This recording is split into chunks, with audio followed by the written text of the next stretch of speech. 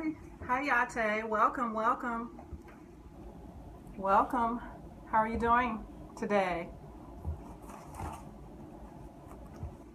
Come on in, come on in. Welcome, welcome. Come on in. Greetings, greetings. Got started just a couple minutes late here, but better late than never, right? Greetings. Come on in, come on in. What is that? Kevabola just joined us. If you don't mind, put your name in the comments box so that I can be able to address you properly. Welcome. Come on in and invite your followers, please. Come on in and invite your followers. My name is Vel Johnson, and we are going to be continuing our media relations series.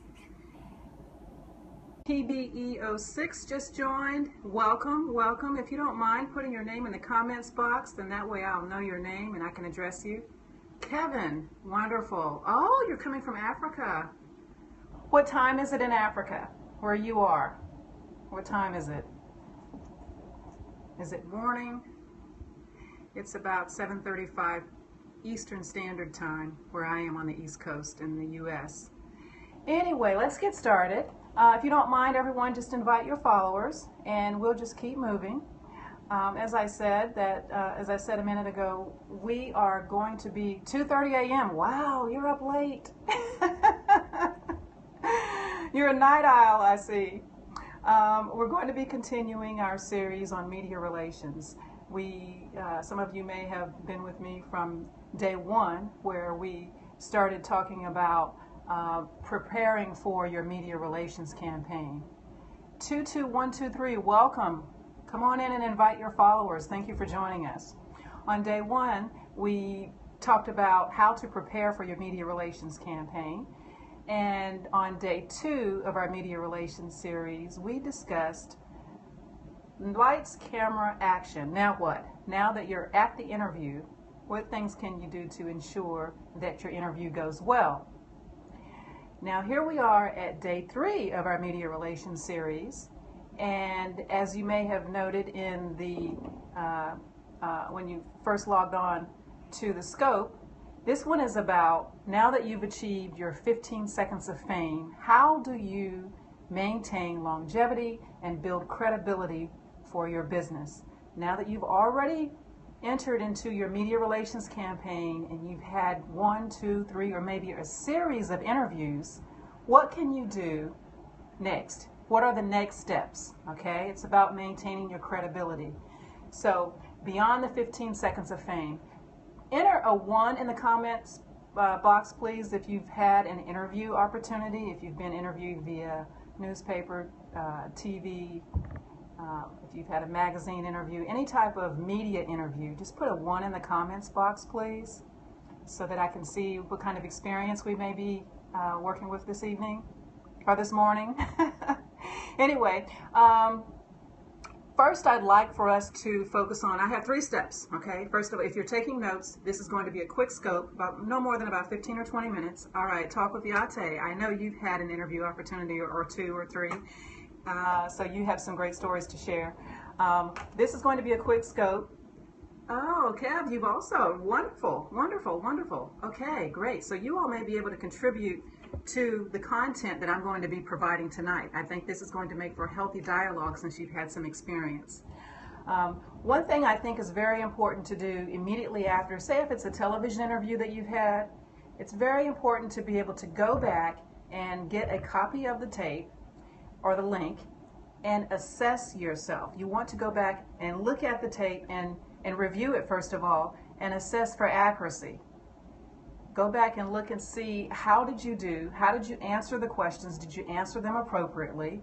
Do you feel comfortable with the manner in which the interviewer addressed you with the questions? And you know, what would you do differently? This is also a good time that if you have a media trainer, to connect with them at that point, and the two of you can sit down and go over the areas where you may have been able to improve on, some areas that you did well on, and just some areas that you may be able to look at for another time as well. So you want to make sure you review for accuracy after you've had a chance to look at your tape, the TV tape. If it's a newspaper article, you want to do the same thing. You want to read the article as soon as you get the link and review for accuracy. Make sure that all the information that's listed there is indeed what you have given to the journalist or the talk show host if it's a TV show. Okay? So now that's our first point. Second point is following up. Okay, if you had an opportunity to showcase your brand through the media, you want to make sure you follow up with the talk show host or the journalist as soon as possible with an expression of gratitude. I recommend between from up to 24 hours. You don't want to wait too long. You want to send either an email. It can be something as quick and short and sweet as, "Hello, this is Val. Thank you for the interview opportunity today. I enjoyed it and appreciate spending time at the station. Thank you." Something short and sweet. You could send a note card as well. That's always, especially in today's digital society, it's always good to be able to see that people are still using note cards and stamps and actually using the post office. So if you want to send a note card, that's good. And then also I recommend a telephone call follow-up if you can. Because if you follow up with a phone call to the person that interviewed you, saying, "Thank you, I really appreciate this opportunity," it gives you more time. Yes, handwriting, it is. Handwritten notes are great. But it gives you an opportunity to speak to them verbally and ask if there's any other information that you may be able to provide. If this is a TV interview that's going to be edited to be broadcast at a later date, there may be some content that could be used to make the story a little bit more effective, worthwhile to the general public. So this is your opportunity. Didn't know note cards make it? Oh, definitely, indeed, they really do. They really do. I know, particularly, even for me, if someone meets with me, whether it's interviewing for an opportunity to work with me, or just someone who's met with me regarding another opportunity, if they meet with me and then send a note card following up saying, "Thank you for the opportunity to meet. I enjoyed meeting with," that speaks volumes, because that's something that I'm going to set on my desk, or it's going to be, tangible, and I can look at it throughout the day, and it will help me to remember that person. And that's the same for journalists. You want to make sure that you make not only an impression when you're interviewing, but you want to make an impression that lasts long beyond the interview. So little things like tangible note cards would really go a long way. Emails are great, it's something that you can do quickly, but a note card is a lost art. It certainly is. It really is a lost art. So that was number 2. Number 2 is following up. And as I was saying earlier, you want to ask if there's any additional information you can send, like statistical data. If the interview consisted of, say, statistics or something like that you may not have had privy to at the time of the interview. If it consisted of, you might want to follow up with an email saying, "Okay, here's some additional data that I think might really go well to contributing to the conversation that we had during this interview." It could be updated photos that would help. If it's a newspaper or magazine article, if you've had a new photo shoot and it's going to be a while before the article is going to be published, and you think these photos may contribute, well, by all means, contact the journalist and send those. Emails are great, but not all journalists do read them. That's true. You're absolutely right. That's why, if you remember, I said I recommend a phone call if possible. Emails are great, but not all journalists. And that goes across the board. Sometimes in the busyness of the day, we don't have an opportunity to be able to read all of our emails, or at least get to them right away. So as long as you have if you can reach them in some way, that's what's most important, being able to reach them. So you want to do that. And then also, when you make that phone call, you may realize after you've gotten back to your office that there are other resources that could have contributed to your story, maybe names or other organizations or something, and that will give you time to go back and get that information and forward it to the journalists. So your main concern here is making sure that you follow up. I didn't think about updating photos prior to the featured release. Yes, of course. But before your media relations campaign starts, chances are you already have a good photo album. You have updated photos that you're going to be using to pitch to the media. So chances are you're probably okay in that regard. So what was I saying? Trying to say, I lost my thought. Just like that. But you want to make sure that you follow up and let them know that you appreciate the opportunity. That was the main thing. Okay. So number three is making sure that you capitalize on this moment. You've secured a dynamic opportunity to showcase your brand on local TV, national TV, newspaper, magazine, wherever it is. You don't want to allow this opportunity to come and go quietly. You may be in a position where the interview went so well that a lot of your friends and family and colleagues saw you, so that when you're out in the store or wherever you are in the community, they acknowledge you and congratulate you. That may last for a few days, but you want to be in a position where you can exactly, as Yate said, capitalize on the moment. So I have a few ways that you can do that. One is, first, you're going to make sure that you get copies of all of the links, the digital links that are provided by the station. If it's a TV interview, you can easily acquire that television interview either through the station, or they'll give you another resource to contact to get that interview. If it's a newspaper, the same thing. You can get the link online, but make sure you get copies of all of your materials, and you want to add them to your arsenal of media. You want to add them to your social media. You want to add them to your blog content. You want to add them to, social media, blog content, and very important, your website.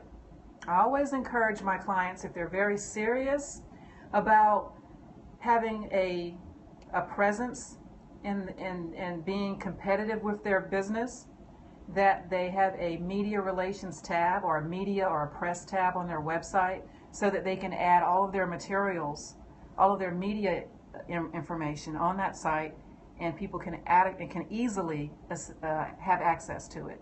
So you're going to add your information to your social media, to your blog posts, as blog content, to your website. And if you're an author or a speaker with a one sheet, which you probably know, I do. Thank you. A one sheet is pretty much what a resume used to be. One sheet is like a full color one-page document. Sometimes it's 2 pages that includes the different, it has your bio, it has photos, it includes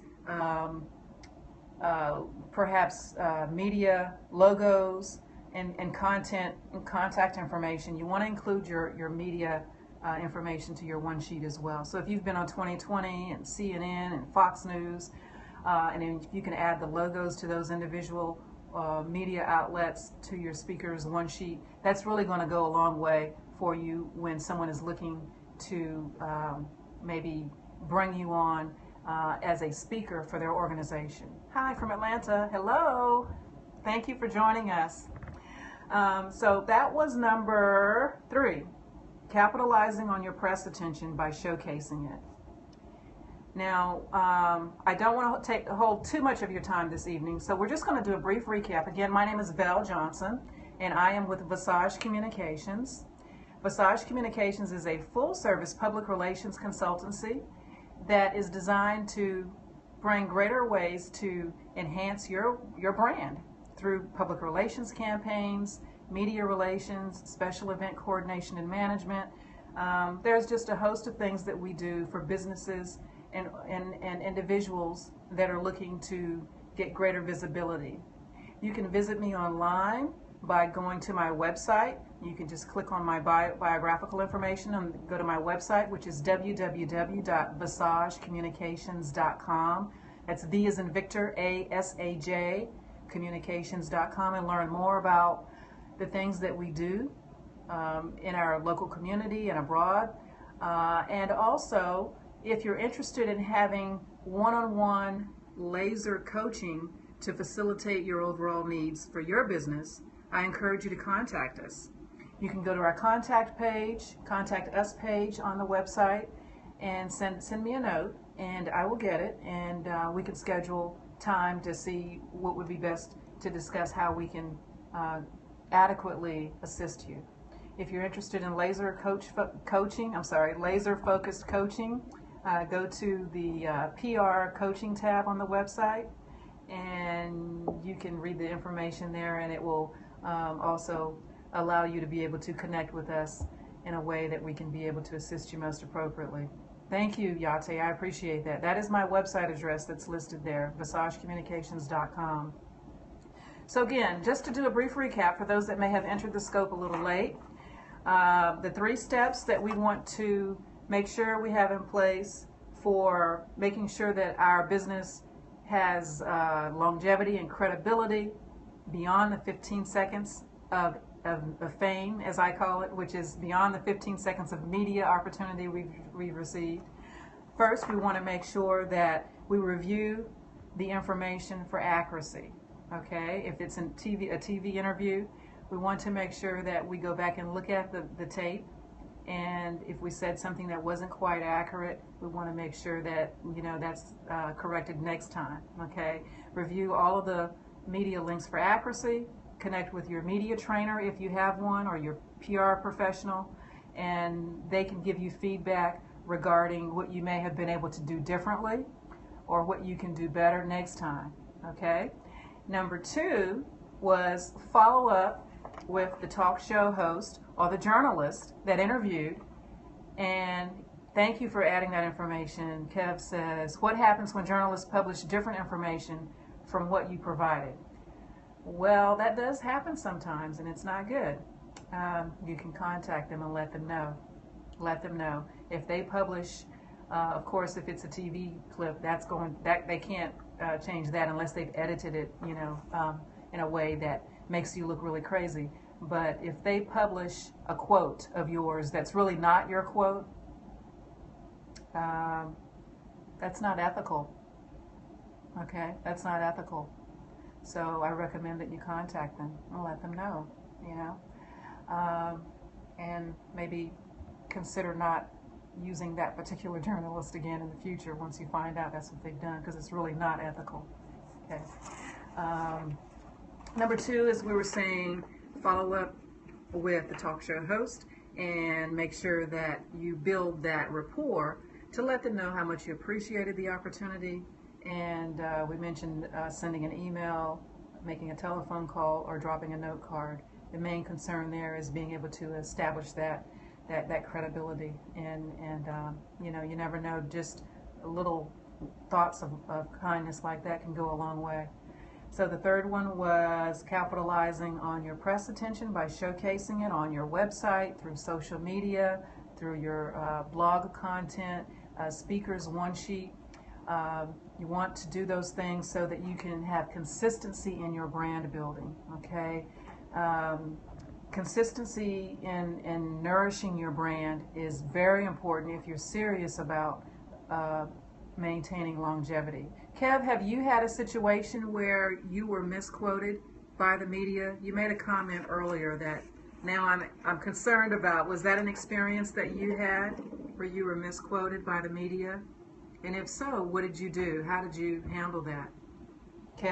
Kevin, are you still there? Anyway, I am going to be doing these scopes on a regular basis for the next few weeks at least. My main concern as a public relations strategist is to make sure that you understand what's really required in order to not only build your reputation and your credibility. You did. Oh, that's unfortunate. That's very unfortunate. But make sure that you build your reputation and your credibility and be in a position where you can stand stronger as a business person The media took a different angle. That's very unfortunate. Did you follow up with them to let them know that they reported an inaccurate story regarding you? So anyway, as I was saying, I hope that you will continue to join me. My aim is to be able to come back at 7:30 p.m. Eastern Standard Time, as I am broadcasting to you live from the Central Florida area. We're publishing our financial results. Gotcha. And join me, and as we continue to learn more about public relations, I hope to share with you so that you can be in a position to ensure that your brand is long-standing and competitive. So again, it's Vel Johnson with Visage Communications. If you have any questions or if you'd like to drop a note to me directly, please feel free to send me an email at vel@visagecommunications.com. That's unfortunate. Did you have a PR professional handling your media, Kevin? I'm just curious. Or were you working directly with the journalist or the publication? Sometimes it's good to have someone intervening for you in that regard. But again, you can drop me an email, reach me through my website if you like, through the Contact Us page, and I look forward to being able to spend this time with you as we continue. Oh, you are a PR professional. Wonderful. Okay. Sumner, I see you're joining us. Hello, greetings, good evening. We're just ending the scope, so you'll have to catch the replay, but I do thank you for taking the time out to join. As I said a moment ago, I'm going to be doing these on a regular basis. I'm trying for every evening, but please don't hold it to me if I'm not able to come and meet with you every evening. But 7:30 p.m. Eastern Standard Time is the objective, and we'll be doing this for a while to help you to be able to learn more about the essence of public relations. Please do. And Kevin, feel free to drop me an email if you'd like. I'd like to know more about that situation and your organization. Great. Thank you. Thanks, everyone. And I look forward to talking to you soon. Take care. Bye-bye.